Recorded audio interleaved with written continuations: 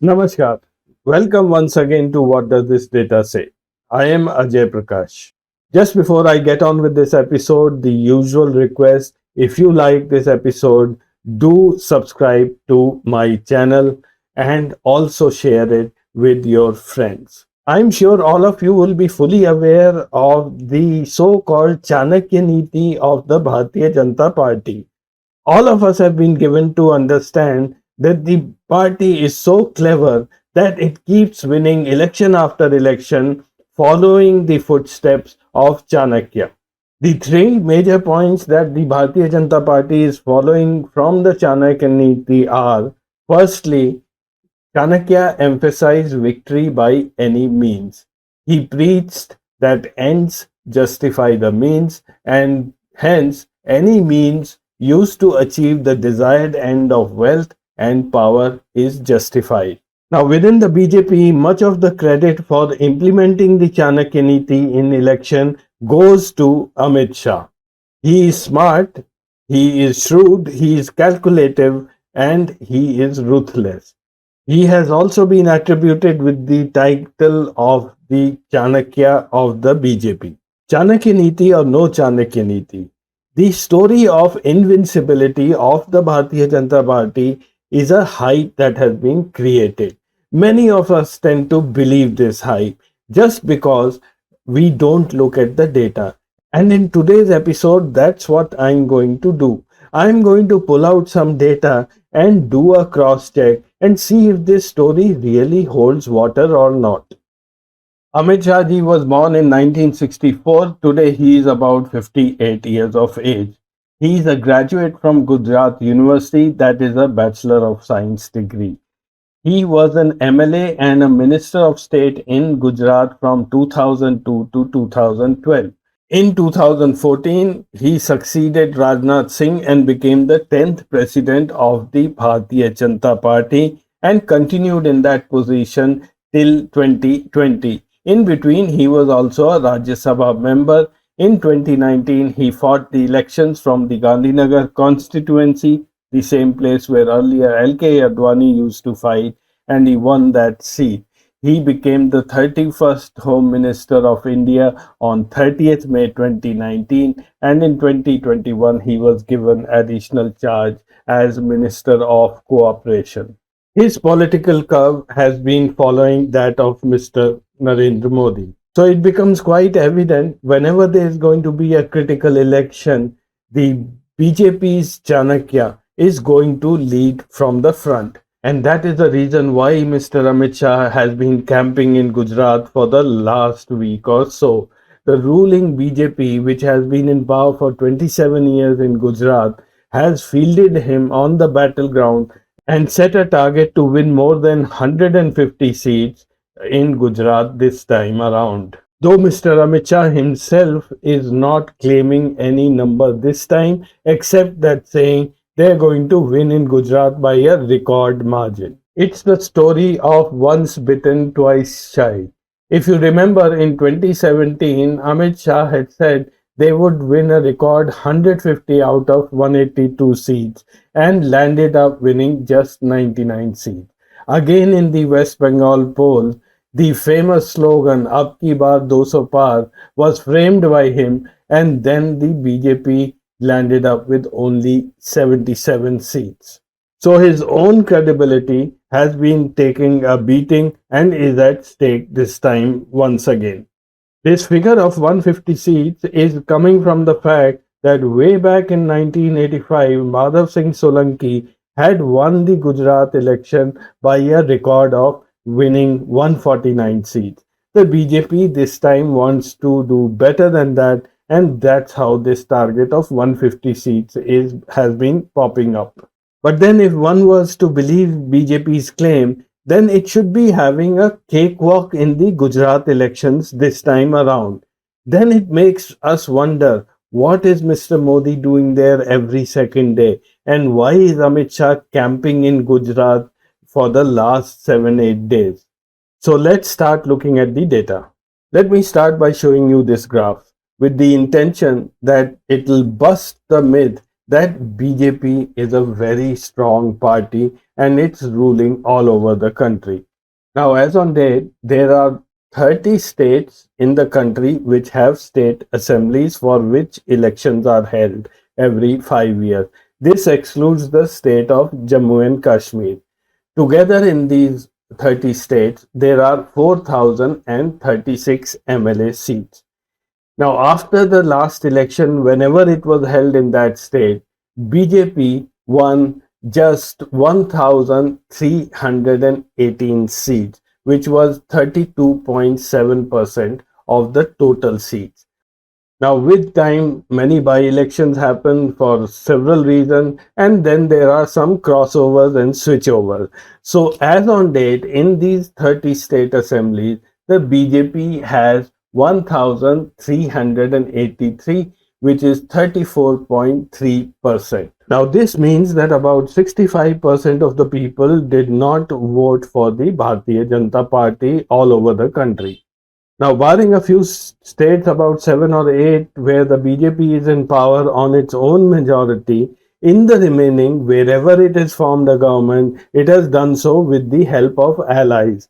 And today, there is no major party which is an ally of the BJP. The only place where it has allies today is in the Northeast. From the time of the last election in the states, the BJP has been able to increase its tally only by around 1.5%. That is a total of about 65 seats. Now, this 65 doesn't seem to be a huge number when you consider the fact that BJP is known to topple governments using the method what has been known as the Operation Kamal. Now, let's see the trend of BJP's performance in the state assembly. Have a look at this table. This slide is packed with data, and if you're not able to see it clearly, don't worry, I'm going to read out all the important figures. Let us first understand the format of this table. This column here, which has the numbers in red, is the seats which BJP won in that state in the last election, whenever that was held. And when it was held is given in these two columns. For instance, Andhra Pradesh, the last assembly election was held in 2019 April and BJP won 0 seats. Similarly, Chhattisgarh, the last election was held in November 2018 and BJP won 15 seats. The first column here is the seats that BJP had won in the preceding election. For instance, if you look at the first row, Andhra Pradesh, the last election was in 2019. So the preceding to that election was in 2014 when the BJP won 4 seats. Similarly, Chhattisgarh, the last election in 2018, the preceding one in 2013, and the BJP had won 49 seats. So these two columns will give the trend of that particular state in the 5-year period. And if we total up these two columns, it gives an interesting story. So what I'm showing you in this table is those states where the BJP's trend is showing a decline. That means the seats are going down. These 13 states are Andhra Pradesh, Chhattisgarh, Gujarat, Haryana, Jharkhand, Kerala, Madhya Pradesh, Maharashtra, Punjab, Rajasthan, Telangana, Uttarakhand, and Uttar Pradesh. These are 13 states where the BJP in the preceding election to the last one had 1,075 seats, which was 49% of the total seats in these states, which was 2,185. And in the last election in these 13 states, BJP could get only 771 seats, that is 35% of the 2,185 seats. So during this 5-year period, the BJP had lost 300 seats and was down by 14% in terms of seat share. In 10 of these states, the last election was fought under the presidency of Mr. Amit Shah, and only 3 states so far have been fought under the presidentship of JP Nadda. Now, should the BJP be worried about this trend Well, I think so that they should be, because there are many states in this list which are considered the god of the BJP or BJP's fort. UP, it went down to 255 from 312, minus 18%. Madhya Pradesh down to 130 from 165, minus 21%. Gujarat down to 99 from 115, minus 14%. Maharashtra down to 105 from 122, minus 14%. Uttarakhand down to 47 from 57, minus 18%. On the other hand, there are some other states which are not the GAR, and in that the drop was even more huge. Chhattisgarh down to 15 from 49, minus 69. Jharkhand down to 25 from 37, minus 32. Rajasthan down to 73 from 163, minus 55%. And in Kerala, Punjab, there was no improvement in the last 5 years. So this is a glimpse of a part of the report card of the Chanakya of the Bharatiya Janata Party, and it doesn't look too good. Just look at Assam. In the last election, the BJP got just 60 seats out of 126. So it did not have a majority on its own. However, with NDA, it was able to form the government. Today, it has 63 seats, and it fought election in 93 constituencies. Now, in the election just before the last one, the BJP still had 60 seats. So, in 5 years, in a state like Assam, which is considered as the hotbed of Hindutva today, the BJP has made no progress at all. While the chief minister of that state appears to be very active and vocal supporter of the BJP ideology, but comes up with strange comments now and then.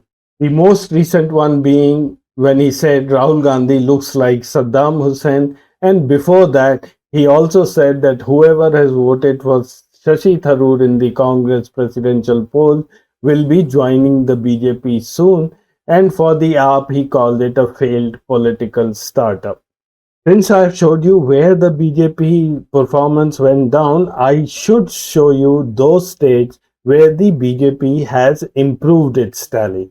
The format of this slide is the same as the previous one, so you can have a detailed look at this yourself. I will only be reading out the key points out of this slide. There are 15 states where the BJP improved its performance in the 5 year period intervening the last two elections.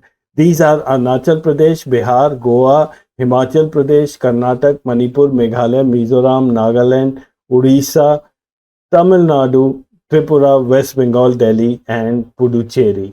BJP seats in this election before the most recent one was 181 out of 1693, which was 11%, and after the last election, they went up to 487 seats, which was 29%. So they were up by about 18% in the 5 year period. So the summary of this table is that in 13 states, the seats dropped by 14%. They were down by 304 seats out of 2185. In two states, there was no change, which had 158 seats. And in 15 states, the BJP gained by 15%. They were up by 306 seats. So the net of this would be that if you sum up all this together, the BJP neither lost nor gained. There was a loss of 304, gain of 307. They were back to square one. Now, can the BJP leadership get away with such an argument? Well, not quite. Look at this data. I now consider the population of those states in which BJP is declining. That comes to a little over 93.5 crores, which is roughly 66% of the country's population today. So BJP is losing support in 66% of the country by population, whereas they are increasing their trend in 34% of the country's population. And this is the biggest worry for the BJP today. I'm sure they will be having all this data in front of them in far greater detail.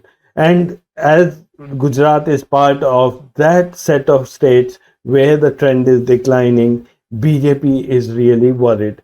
That's the reason Amit Shah is camping in Gujarat and Modi ji is there every second day. There is too much of prestige at risk, especially for Mr. Amit Shah, who has always been considered the Chanakya of the Bharatiya Janata Party.